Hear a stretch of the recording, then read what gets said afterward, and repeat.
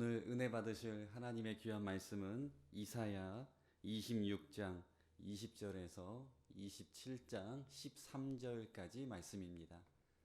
이사야서 26장 20절부터 27장 13절까지 우리 함께 한 목소리로 말씀을 봉독하도록 하겠습니다.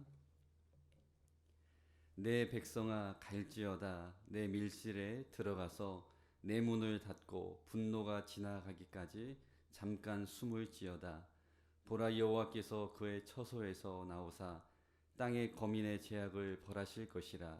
땅이 그 위에 잦았던 피를 드러내고 그 살해당한 자를 다시는 덮지 아니하리라. 그날에 여호와께서 그 견고하고 크고 강한 칼로 날렘 뱀 니오야단 곧 꼬불꼬불한 뱀 니오야단을 벌하시며 바다에 있는 용을 죽이시리라. 그날에 너희는 아름다운 포도원을 두고 노래를 부를지어다. 나 여호와는 포도원 지기가 됨이여 때때로 물을 주며 밤낮으로 간수하여 아무든지 이를 해치지 못하게 하리로다. 나는 포도원에 대하여 노함이 없나니 찔레와 가시가 나를 대적하여 싸운다 하자. 내가 그것을 밟고 모아 불사르리라. 그리하지 아니하면 내 힘을 의지하고 나와 화친하며 나와 화친할 것이니라. 후일에는 야곱의 뿌리가 박히며 이스라엘의 움이 돋고 꽃이 필 것이라. 그들이 그 결실로 지면을 채우리로다. 주께서 그 백성을 치셨던들 그 백성을 친 자들의 치심과 같았겠으며 백성이 죽임을 당하였던들 백성을 죽인 자가 죽임을 당함과 같았겠느냐.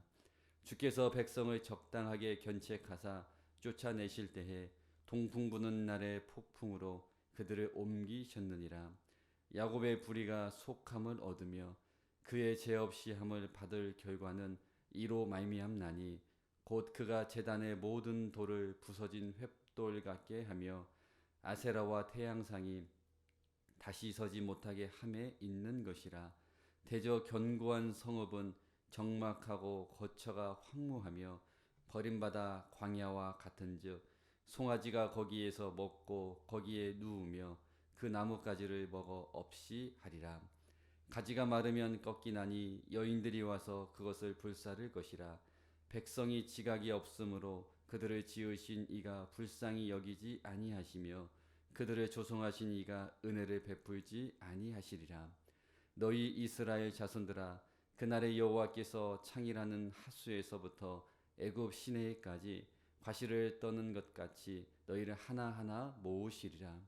그날에 큰 나팔을 불리니 아수르 땅에서 멸망하는 자들과 애굽 땅으로 쫓겨난 자들이 돌아와서 예루살렘 성산에서 여호와께 예배하리라. 아멘. 우리가 코로나19로 인하여서 온 나라가 힘들어하고 어려워하는 이때에 우리가 함께 모여 예배할 수 없지만 이렇게 영상을 통해서 우리 하나님 앞에 마음을 모으고 또한 하나님을 기억하고 이게 말씀을 듣는 일 역시 귀한 일이다라고 생각을 합니다. 언제나 우리의 삶 가운데 좋은 것 주시고 모든 것에 합력하여 선을 이루시는 그 하나님의 놀라운 은혜와 축복이 여러분들의 삶과 그리고 가정 가운데 또한 여러분들의 자녀들 위해 함께 하시기를 주님의 이름으로 간절히 축복합니다. 우리가 새벽 시간마다 계속 나누고 있었던 우리 이사야서를 본문으로 해서 말씀을 나누도록 하겠습니다. 우리가 계속 나누고 있었던 이사야서는 구약의 복음서라고 불리울 정도로 예수 그리스도의 성육신과 또한 십자가의 죽으심 또한 재림에 대한 많은 이야기를 담고 있는 성경입니다. 또한 이사야서는 총 66장으로 구성이 되어 있는데 마치 신구약 성경을 요약한 것 같이 처음 39장은 심판과 책망에 대한 내용으로 구성되어 있고 40장부터 66장까지는 우리에게 위로를 주고 소망을 주는 메시지로 구분이 되어져 있습니다. 그런데 무엇보다도 이사야서는 그의 이름과 같이 구원의 하나님, 우리를 구원해 주시는 그 하나님에 대해서 강조하고 있는 내용이 상당히 많이 담겨져 있습니다. 다시 말해 구원은 오직 우리 하나님으로부터 온다라는 그 사실을 중요한 메시지로 전달하고 있는 성경이 바로 이사야서라고 말할 수가 있습니다. 특별히 우리가 읽은 오늘 본문인 이사야서 26장과 27장은 이사야의 소묵시록이라고 불리우는 본문으로 하나님의 심판과 앞으로 있을 메시아 왕국의 궁극적인 승리에 대해서 언급해주고 있는 그 내용의 일부입니다. 그래서 오늘 본문의 내용 안에는 악인들을 향한 하나님의 분명한 심판의 내용, 그리고 하나님의 백성들을 향한 그 하나님의 놀라우신 보호, 은혜, 구원의 축복이 자세하게 기록되어 있는 것을 우리가 확인할 수가 있습니다. 저는 오늘 본문의 내용을 통해서 두 가지의 은혜를 여러분들과 함께 나누기를 원합니다. 우리 먼저 27장 1절 한 절 말씀을 다시 한번 여러분 계신 자리에서 함께 우리 봉독하도록 하겠습니다. 그날에 여호와께서 그의 견고하고 크고 강한 발로 날렘 뱀 리오야단 곧 꼬불꼬불한 뱀 리오야단을 벌하시며 바다에 있는 용을 죽이시리라. 아멘. 방금 읽은 말씀에 보면 하나님께서는 견고하고 크고 강한 칼을 드셔서 리오야단이라고 불리우는 그 뱀과 바다에 있는 용을 죽이시겠다라고 분명하게 하나님께서 말씀해 주셨습니다. 리오야단, 여러분 리오야단이 무엇일까요? 오늘 본문에 표현되어 있는 것처럼 꼬불꼬불한 모양을 가진 뱀으로 주로 성경에서는 바다에 있는 괴물로 언급이 되어 있습니다. 시편 74편 14절에서도 보면 이집트를 상징하는 괴물의 이름으로 등장하고, 또한 욥기 3장 8절에도 보면 세상의 창조 질서를 위협하는 괴물로도 묘사되어져 있습니다. 오늘 본문에 보면 하나님께서는 이러한 리오야단을 크고 강한 팔로 죽이시겠다라고 단언하고 있는 말씀을 우리가 볼 수가 있습니다. 그런데 우리가 이 1절 말씀을 문자 그대로만 이해한다면 이 리오야단의 존재를 우리가 인정하는 것이 되는데, 성경학자들에 의하면 오늘 본문에 나오는 이 리오야단은 하나님께서 최종적으로 멸하실 악의 세력들을 나타내는 문학적인 상징이다라고 그렇게 말하고 있습니다. 다시 말하면 우리 성도들을 핍박하고 우리 성도들에게 고통을 주는 악의 세력, 즉 사단을 가리키는 것이 바로 이 리오야단이라는 것입니다. 그래서 오늘 본문 1절은 이렇게 한 문장으로 여러분 표현을 할 수가 있습니다. 하나님께서 정하신 때가 되면 반드시 우리 하나님께서는 악의 세력을 심판하시고 멸하신다라는 것입니다. 이것이 바로 오늘 본문을 통하여서 우리가 얻을 수 있는 첫 번째 교훈이다라고 말할 수가 있습니다.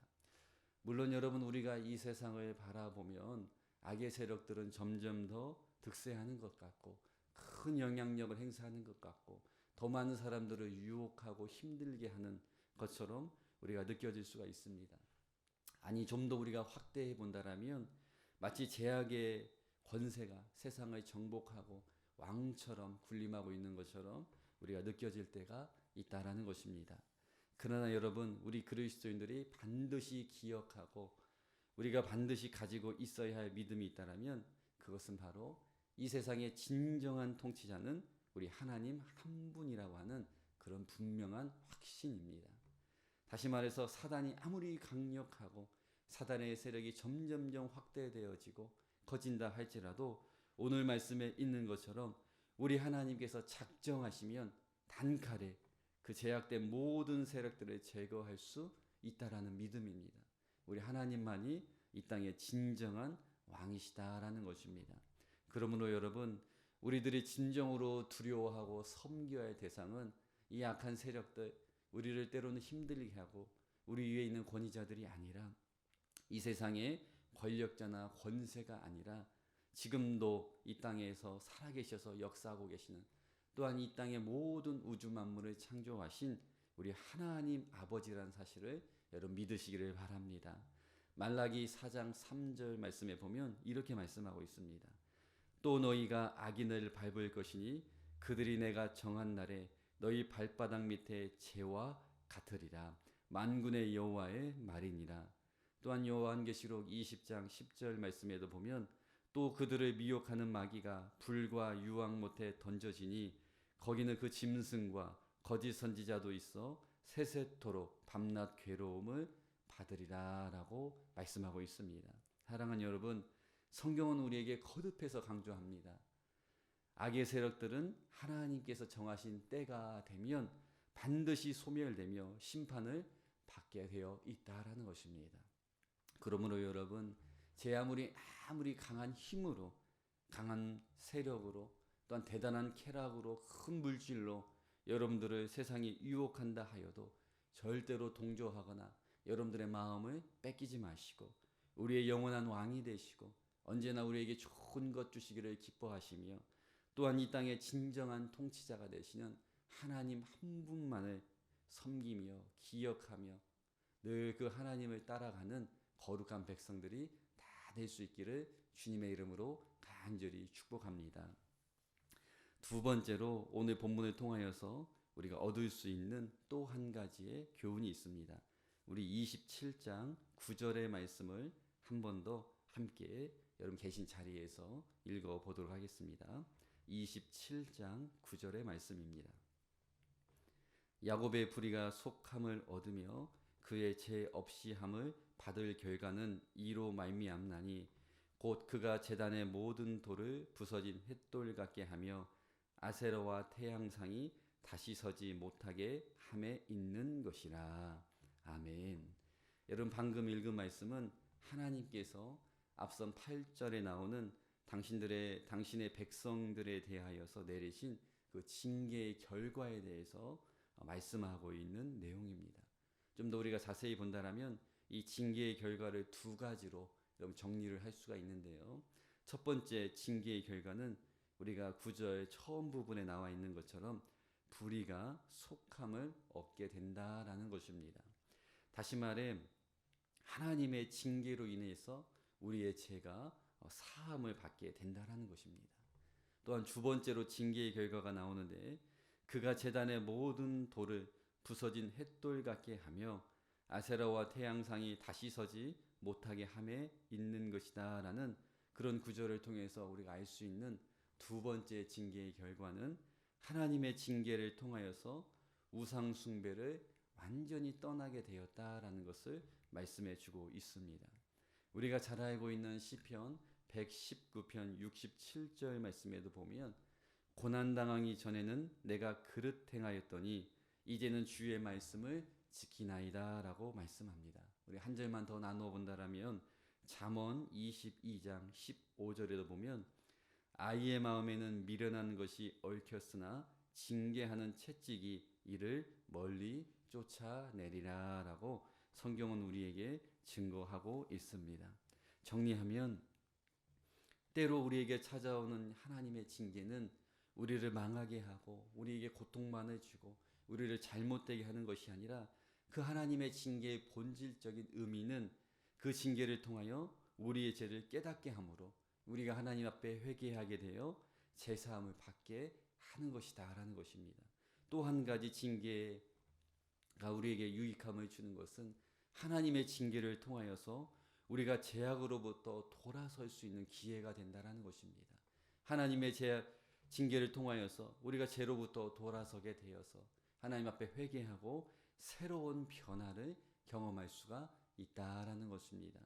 다시 말해 하나님께서 우리 안에 허락하시는 징계는 우리의 삶 가운데 오히려 축복의 기회가 된다라는 것입니다.